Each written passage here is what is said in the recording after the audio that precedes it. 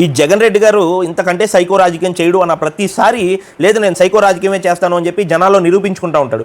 ఎందుకు ఈ మాట అంటున్నానంటే మొన్న మధ్య ట్రెండింగ్ అవుతున్న గిబ్లీ ఫోటో స్టూడియో ఆర్ట్ని కూడా మీరు అధికార పార్టీని అవహేళనగా చూపించడానికి వాడుకుంటున్నారంటే ఇంత సైకో రాజకీయం ఉంటుందా ఎక్కడైనా? పోనీ ఈ పోస్ట్ పెట్టింది ఏమన్నా వైసీపీ పేటీఎం కార్యకర్త అంటే అనుకోవచ్చు, అవహేళన చేశారంటే. డైరెక్ట్గా అఫీషియల్ పేజ్ నుంచి పెడుతున్నారు. అంతకుముందు కూడా ఒకసారి పబ్లిక్ మీటింగ్లో బయట పవన్ కళ్యాణ్ గారి ఫోటో, చంద్రబాబు నాయుడు గారి ఫోటో పెట్టేసి కిక్ బాక్సింగ్లతో మీ సైకో కార్యకర్తలతో, పేటీఎం కార్యకర్తలతో వాటిని కొట్టించి పైశాచిక ఆనందం పొందడం. సిగ్గుండాలి ఇలాంటి పనులు చేయడానికి. అలాగే నాకు డౌట్ వస్తూ ఉంటుంది ఒక్కోసారి, ఇటు తెలంగాణ బీఆర్ఎస్ పార్టీకి, అటు ఆంధ్రప్రదేశ్ వైసీపీ కాంగ్రెస్ పార్టీకి ఈ స్క్రిప్ట్ రాసేది ఒకడేనేమో, ఈ సోషల్ మీడియా పోస్టులు మొత్తం హ్యాండిల్ చేసేది ఒకడేనేమో అనిపిస్తూ ఉంటుంది.